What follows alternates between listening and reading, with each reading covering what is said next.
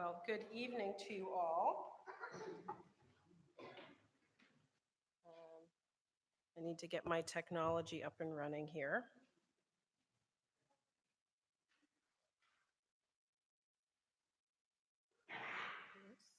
Hmm, There we go.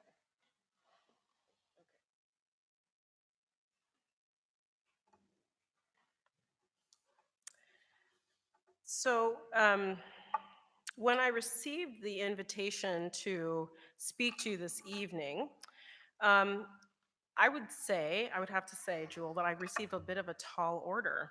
But I like a challenge, and so I said yes. But I also said yes because I've been persuaded that for things to be theological, they also need to have depth.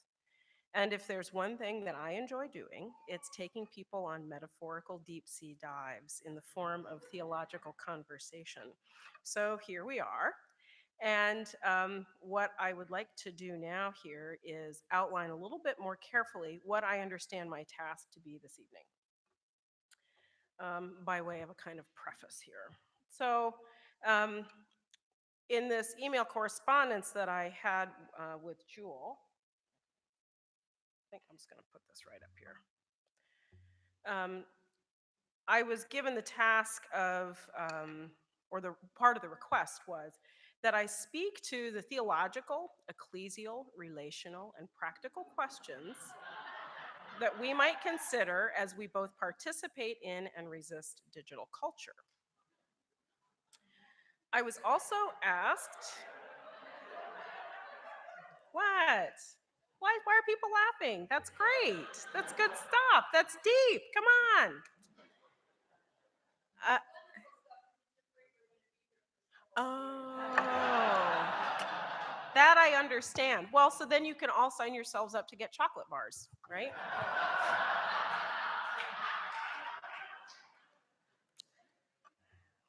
Well, they told us that everybody on the faculty, our job involves recruitment. So I'm just trying to step up and do my job. A second task that I was given was to offer theological reflection on how we might engage digital culture constructively. And along with that, I was asked to model a process or processes for communal theological reflection that might be used in local congregational contexts. Now, I'm probably not going to get to all of that. And part of it is because, I mean, the job that I've been given is to speak to you, right? Like this isn't a classroom and I don't get to like ring a bell and put you in small groups and do some of these kinds of things that would actually get us practicing processes for communal theological reflection. But that's what you have opportunity to do over the next several days. So hopefully, the framework that I'm going to offer you now will scratch some of these itches. Let's put it that way. Now, in 2007, Dr. Cheryl Bridges Johns, a Pentecostal ecumenist and theologian, was here as the theological lecturer at AMBS. She said some things that left a deep impression on Dr. Mary Schertz, who I think, did I see Mary here somewhere? Okay, I thought I did. Okay, it was just my imagination. Dr. Mary Schertz, Professor Emerita of New Testament. And Mary has in turn shared them with others of us, and those things Dr. John said have also left a deep impression on me. So I hope they'll impress you too. Here is the way that Mary tells the story of the significance of this visit. When Cheryl Bridges Johns came to AMBS, she introduced us to a new word. The word is orthopathy, and she compared and contrasted it to orthodoxy and orthopraxis. Orthodoxy, she explained, is right thinking, right worship, right theology. The Catholics, she said, are very good at that. Orthopraxis is right acting, right conduct, right ethics. You Mennonites, she said, speaking directly to her audience, are very good at this. What the Pentecostals bring to the table, she went on, And what Catholics and Mennonites need, whether they recognize it or not, is orthopathy. Orthopathy is right feeling, right experience, right orientation to the passions of God. Now, I'm quoting from a paper where Mary relates this story. Mary says that this middle term, this point between thinking and acting, is corrective. When orthodoxy puffs itself up into a myopic view of the truth, orthopathy steps in to broaden the scope. When orthopraxis puffs itself up into legalism, orthopathy steps in to ease the rigidity. But as a middle term, orthopathy is more than corrective, it is also integrative. What holds orthodoxy and orthopraxis together is experience and feeling oriented to the passions of God. Orthopathy, emotions lined up with God's emotions, moves us into and out of the space where we rely and depend on ourselves, and the space where we can acknowledge our need for others. Orthopathy, Mary says, integrates worship and discipleship, an integration that binds us both to the divine world and the natural world, an integration that frees us to love God, neighbor, and enemy with heart, mind, spirit, and body. Now, I'm adopting this framework of orthodoxy, orthopathy, and orthopraxis this evening for a variety of reasons. One of the reasons is because it maps onto the integrative approach to doing theological education that we use here at AMBS, right? This knowing, being, doing business. Now, I've also found that the corrective quality of Dr. Johns' intervention, if you will, has helped me notice how orthopraxis can actually turn into a spirituality, so that rather than being attuned to God's emotions, our neighbor's emotions, and even, God forbid, our own, we Anabaptist types can function out of a spirituality that knows the right thing to do or reflects in order to figure out what the right thing to do is. A spirituality oriented toward orthopraxis doesn't help us do the integrative work that actually has a chance of sustaining us over a period of time. I call this spirituality rooted primarily and even solely in orthopraxis as a spirituality of striving. For who wants to run this race in vain? Right? I mean, can I get an amen? But let's also be clear that I don't think spirituality of striving is good for us. Now, when we attempt to do discernment motivated by orthopraxis, we're focused on problem solving, and that's not discernment. It's problem solving. And in this case, the problem to solve is something like this. What do we do about digital culture? The answers usually sound something like, we should quit Facebook, we ought to ban smartphones, we must push back against the invasion into our privacy. Words like should and ought and must, yeah, they confine the space that we actually have to do discernment. Okay? When we have more space, we can do at least two things.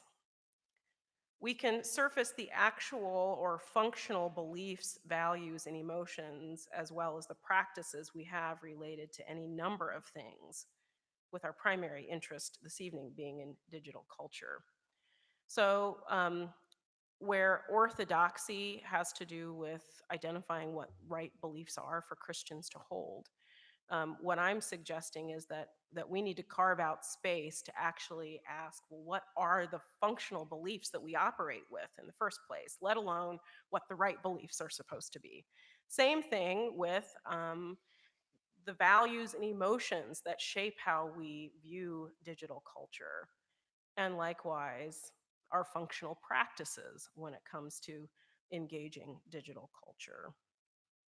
So what I'm suggesting here is that rearranging and reconfiguring the tightness of this space that we tend to have is one way that we can live a little bit more fully into the dynamic of not just being grounded in orthopraxis or saying, okay, well, this is the thing that we do and this is the thing that we contribute, but more saying, okay, if we're actually trying to be mature Christian people, how do we work with all three of these things, right? Our beliefs, our practices, and our ethics, and our spirituality.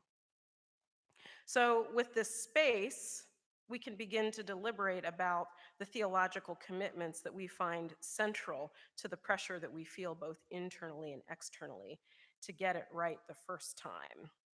So here's a constellation of considerations I want to work with. There are theological considerations, practical, relational, identity, ethical, and ecclesial considerations. Um, this goes back again to how I'm sort of unpacking my task this evening. Now, one of the things that I do when I start, kind of engaging in all of these considerations is I turn to the dictionary. Now, I do this in part because I was trained, like one of my bachelor's degrees, or I guess I have a double degree in English and history, and so I like to dig into the history of language.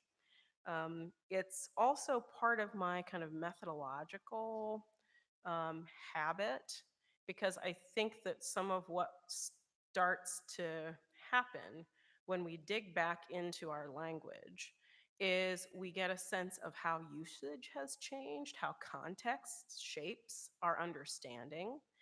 And then we also then start to work at building a common or a shared understanding, which is necessary if you're actually going to try to do discernment of any kind, right? So um, you can get out your pens and pencils. No, actually, more just buckle your seatbelts because we're going to go on a little wild ride here. The first thing I want to define is Anabaptist, right? We all know what Anabaptists are, or do we? Um, so this is a definition that I tried to write without going to the dictionary. And part of the reason I use that approach with this particular word is because I identify as an Anabaptist, but that word is so deeply embedded in my self-understanding that that I don't bother defining it, right? So I had to sit down and ask myself, okay, like, well, like, what do I think an Anabaptist is? Well, an Anabaptist is a type of Christian inspired by a reform movement that began in 16th century Europe. Anabaptists read and interpret the Bible together. Now, I have to confess, this is one of those, this part of the definition is from my Bible class and my Sunday school classes growing up.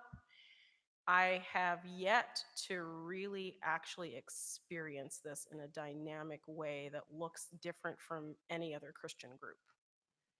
But but I've been taught that we read and interpret the Bible together, that's what that means. Can I get an amen? I mean, I'm pretty sure I am not alone here. Um, Anabaptists bear witness to God's gospel of shalom. Anabaptists follow Jesus Christ, calling him the Prince of Peace. Anabaptists put beliefs into practice so others might learn something new about God through their lives and choices.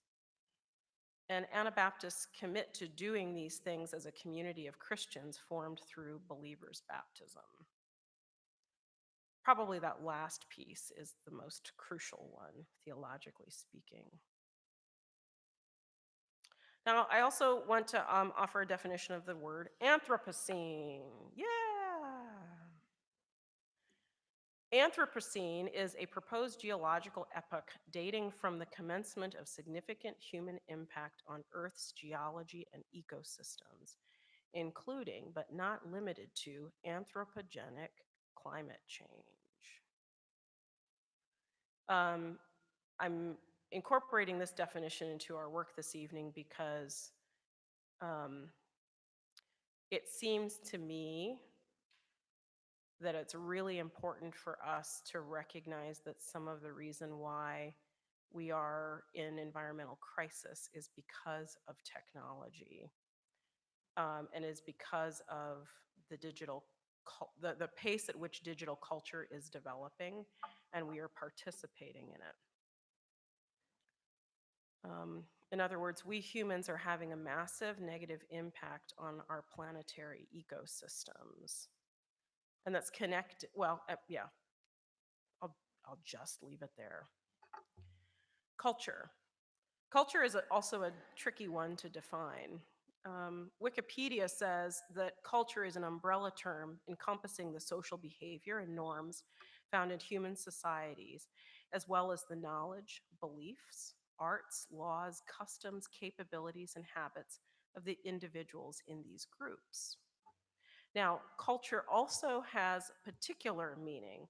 That is, we talk about the particular customs, arts, social institutions, and achievements of a particular nation, people, or other social groups. So we can talk about Mennonite culture, right? Or we can talk about Canadian culture. We can talk about Nigerian culture. The reason why I'm bringing culture in here is not only is it part of digital culture, which is the theme of the conference, but it's my belief that some of our restlessness as Anabaptists about digital culture is rooted in the fact that we are deeply ambivalent about culture itself. So some of the work that you're going to be doing here this week, I think, is trying to work out a theology of culture. The term culture comes to English from the Latin colere, meaning to till or to cultivate. So another piece of what culture is about is recognizing that culture is a thing that human beings create. Okay? We cultivate the life of the mind, right? And that is part of creating academic, intellectual culture. In other words, culture making is often understood as a uniquely human activity. Digital culture. Digital culture refers to the current phase of communications technologies that we're living with. Digital culture is following the evolutions or the creation of print culture and electronic broadcast culture, right? Which print culture and electronic broadcast culture still exist, right? So that think of digital culture as a kind of overlay on top of that. What's different about digital culture from these other forms of culture is that it features computer networks, digital images, personalized technologies, and user experience as like touchstones to help us sort of identify the trends and the movements within digital culture. I also think that digital culture evokes the individual collective polarity. Okay.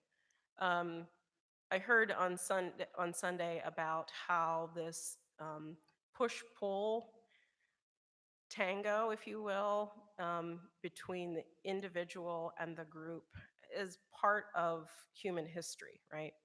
And the tension ebbs and flows at different times and in different places. But there's something about digital culture that I think, and part of the reason why we find it so confusing and we feel so conflicted about it, is that there is this push and pull between the individual and the collective. Um, it's amazing, right? That if I don't feel a sense of belonging in the sort of physical community that I am part of by act of sheer geography, I can get on my telephone or enter into my computer and build a community where I maybe find more belonging and more connection with a group of people who I've never met face to face before, right? So I'm walking away. I'm asserting my sort of my right to autonomy, right, to separate from the community that I'm part of by geography in order to establish a new and maybe more fulfilling community or collective elsewhere. That's what I mean by the way digital culture seems to evoke this polarity. Digital culture also identifies as a term centers of gravity for amplified and accelerated changes that impact wellness. I'll talk about that in a little bit more in a moment. Wellness. This is a 20th century notion that good health is more than not being sick. Now, there are a lot of people who think that, who, when they hear the word wellness, that activates their hermeneutics of suspicion because it's probably some campaign to try to get them to buy a product that's going to fix something, right? And so there's a huge, I mean, so one of the ironies of the popularity of wellness, especially in U.S. American culture, is that we're one of the sickest groups of people, but we're the most obsessed with wellness. Over time, wellness advocates have developed a tool called the wellness wheel to help us be attentive to our whole person. And on the wellness wheel, you see categories like emotional, environmental, financial, intellectual, occupational, physical, social, and spiritual wellness.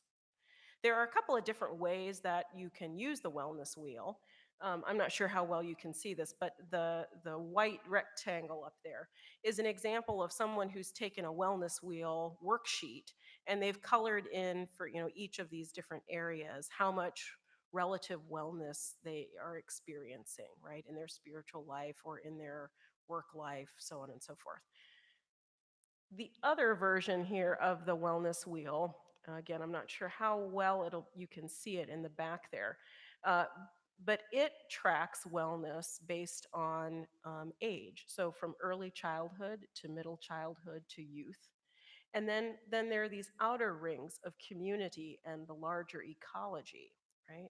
How are we experiencing wellness at all of these levels? Now, I suggested that part of what digital culture is doing is impacting wellness, or like the different dimensions of wellness. Okay, and hopefully I don't have to give too many examples of this. um, Environmental wellness I've already spoken to, right? We could have a conference on the environmental impact of the various forms of technology that we, digital and otherwise, that we use to maintain the lifestyle that we have at this point.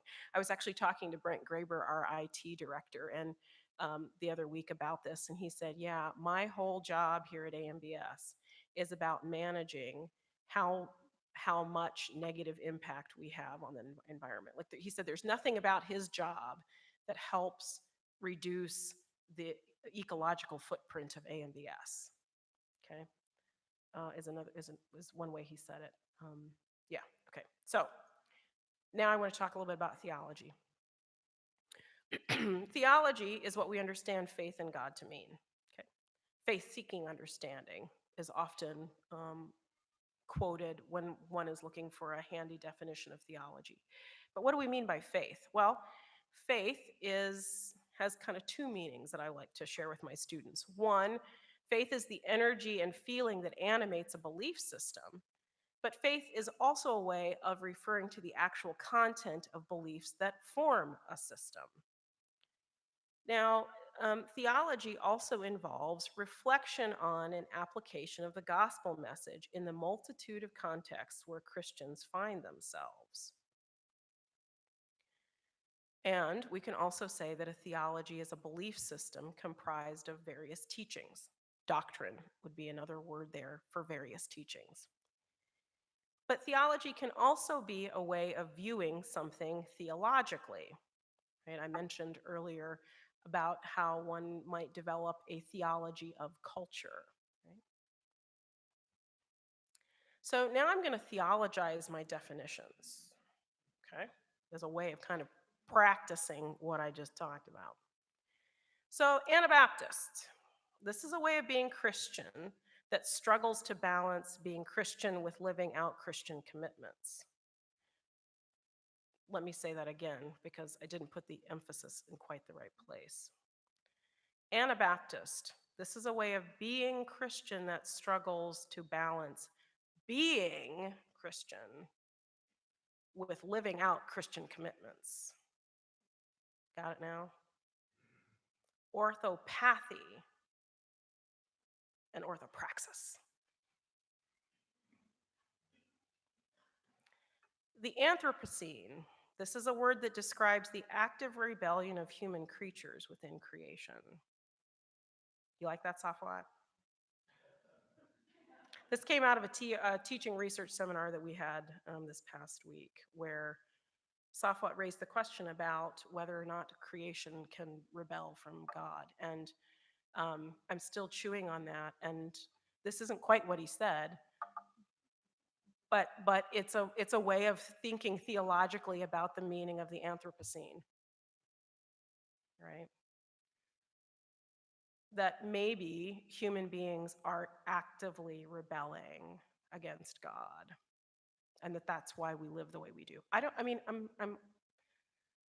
We're experimenting here.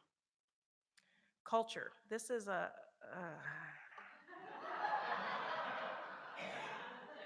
I must confess, I ran out of steam for this one.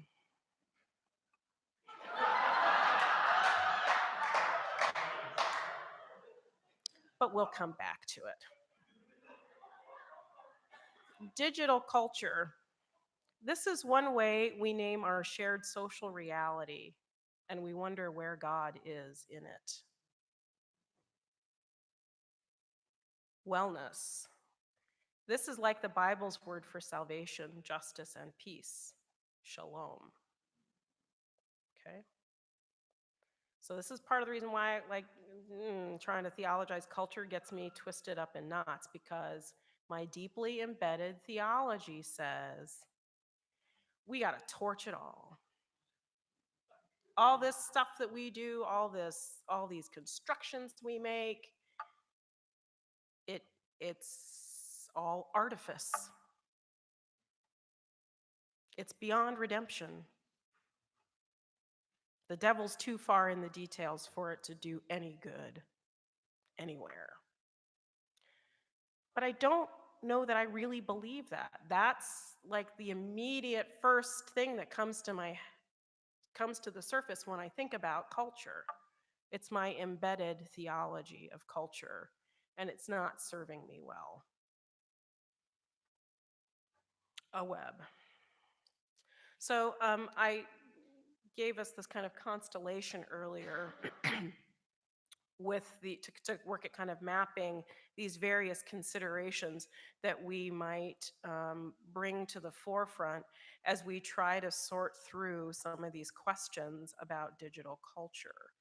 Now, the title of my talk is "Who Do You Say That I Am?" I enjoy being pithy and witty and clever. So I have this I am, like iPad, iPhone. Yeah, right. It's there on your little order of worship. Um,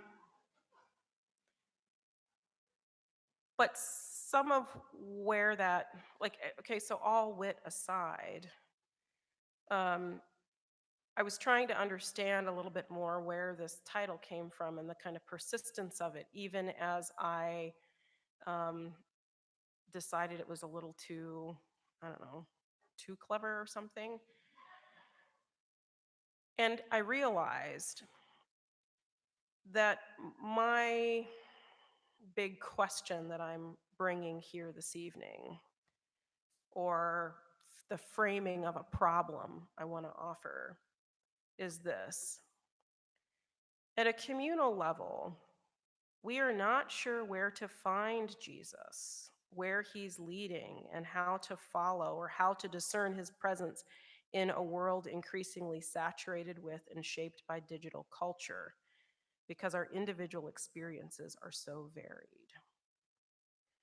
So this confusion is a problem because we long for shared reality about what it means to be Christian, and the most effective way to transmit the faith from one generation to the next.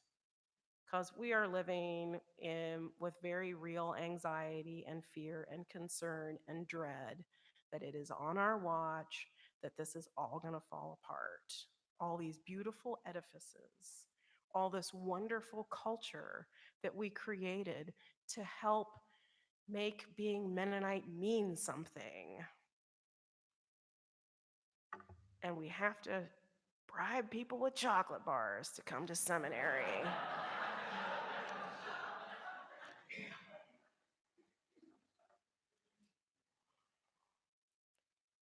So, I mean, I confess that I feel very anxious about this. I don't know about the rest of you. And there is this question about whether digital, participating more deeply in digital culture will help us salvage these noble projects. Or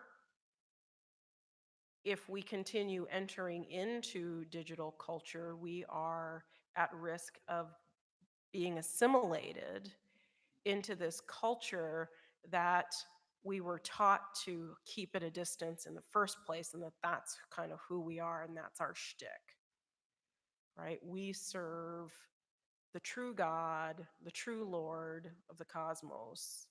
We aren't confused about Facebook and Mark Zuckerberg or Donald Trump deserving our allegiance, right?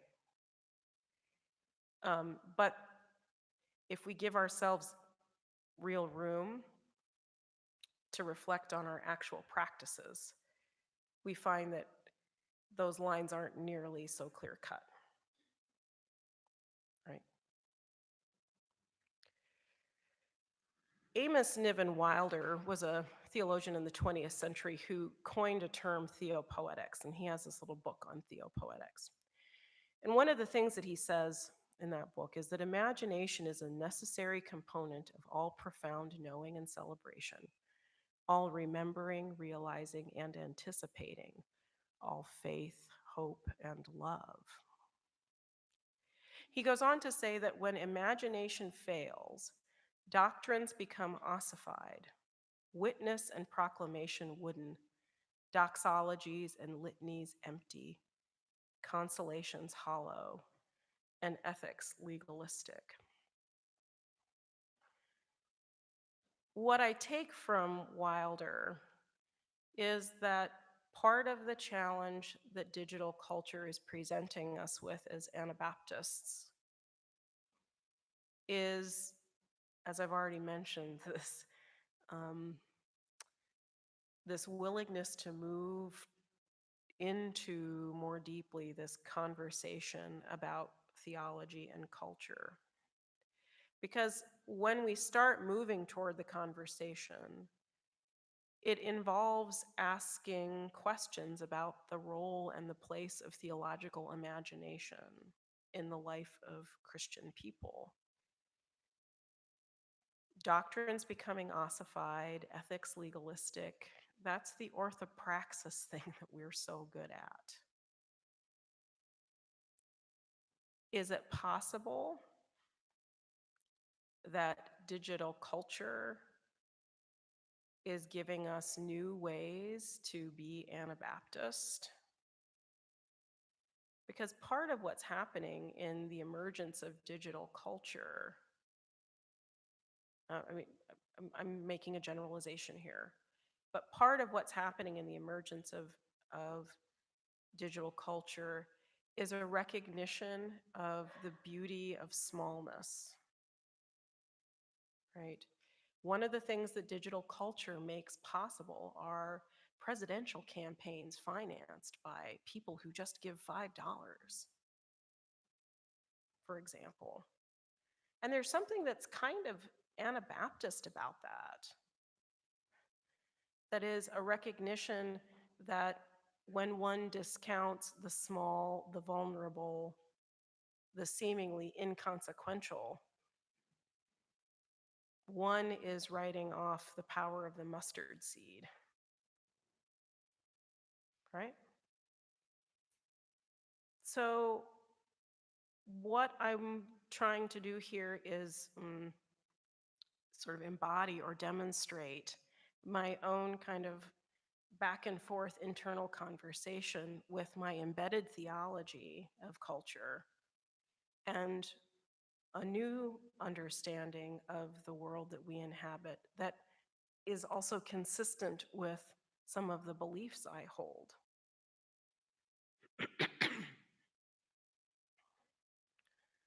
So, when it comes to, again, this sort of constellation of considerations,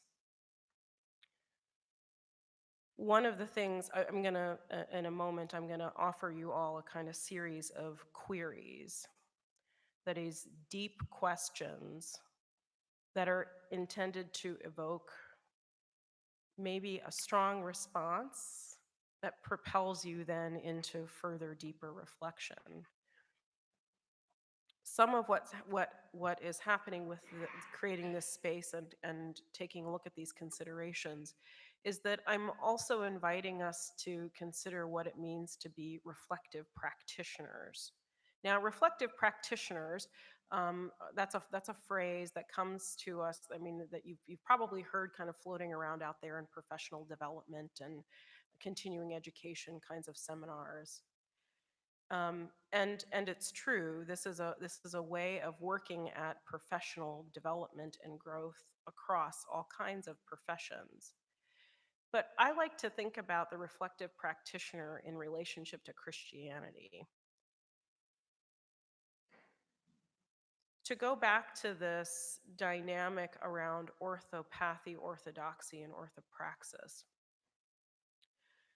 one of the things that can happen when we aren't sort of more fully engaged in this kind of integrative approach to doing theological reflection that involves thinking critically,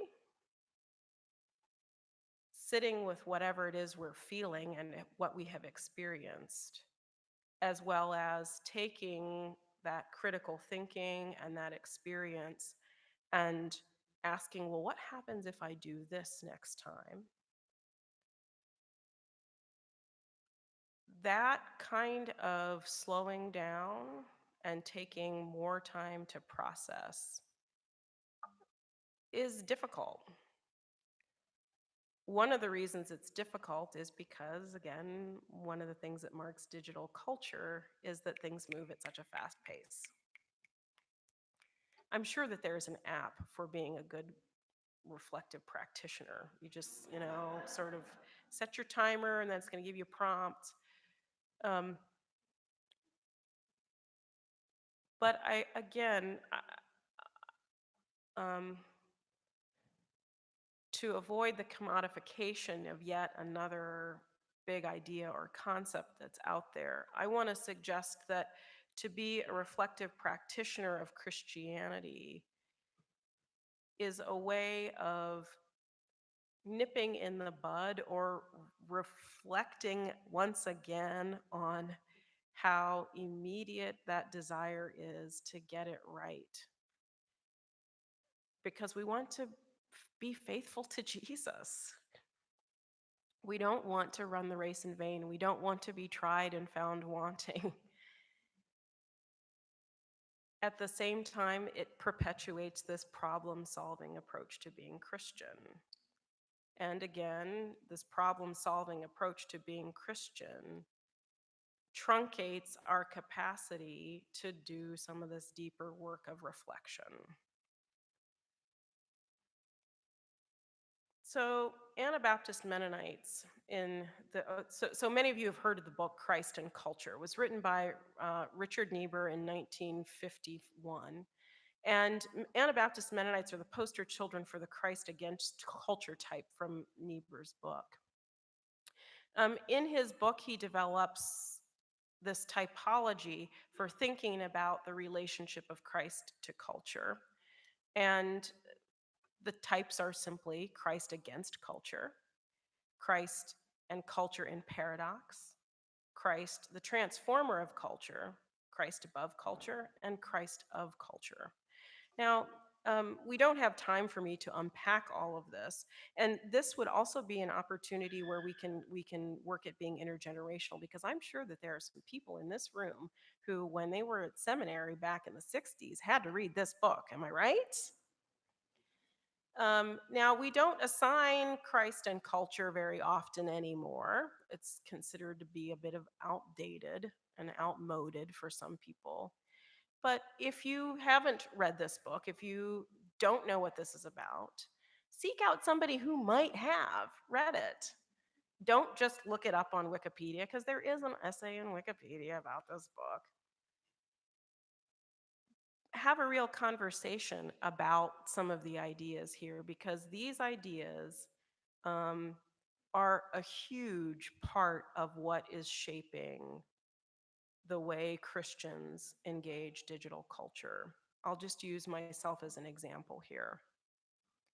Last spring, I read an article in the New York Times about the latest offense of Facebook. They were being investigated by the Department of Justice because of some of the ways that ads for related to housing were running on Facebook. And I found myself thinking, okay, today's the day. I'm getting rid of my Facebook account. I got to go talk to Melissa Troyer in marketing and tell her I just can't do this anymore. And then it occurred to me, Melinda, you feel that way because you're a Christ against culture person. So I was sharing this with students in the classroom, and one of the students said, Melinda, this is really interesting, because as soon as you started giving the example of what was going on with Facebook, I thought, well, that's a perfect reason to stay on Facebook, right? And transform this thing, because it has so much power to do good things instead of doing bad things. And the student was from Reformed tradition, which maps onto the Christ, the transformer of culture type.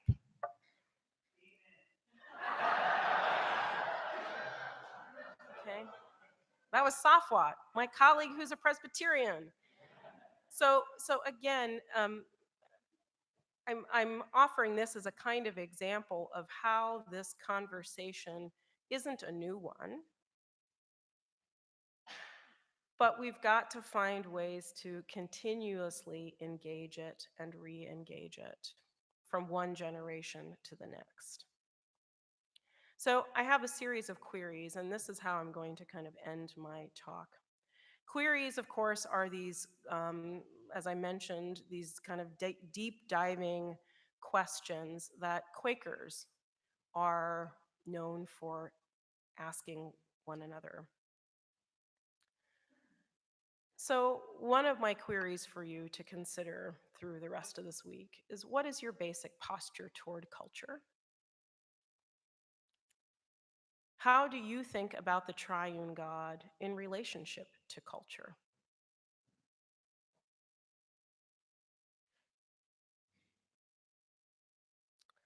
My next query: what is your basic posture towards science and medicine? Science is the intellectual and practical activity encompassing the systematic study of the structure and behavior of the physical and natural world through observation and experiment. Medicine is the science and practice of establishing the diagnosis, prognosis, treatment, and prevention of disease.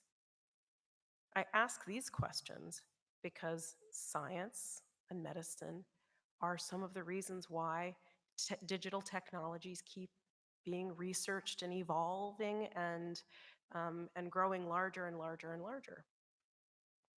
So what is your basic posture towards science and medicine? What is your theology of science, of medicine? What is your basic posture towards society and the church's relationship to it? Society is the aggregate of people living together in a more or less ordered community. Social interactions of humans are marked by adaptation or acculturation, integration, and assimilation. What is your theology of society? Some of what I'm suggesting there is that it's worth asking how we think about our place as Christians in relationship to this aggregate of people we live with in a more or less ordered community, and how that shapes our attitudes about digital culture. What is your theology of church?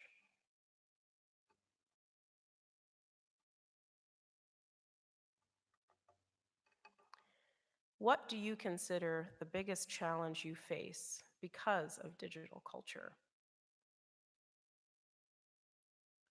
What are your functional beliefs, values, emotions, and practices in relation to this challenge? What might be God's emotions about this challenge?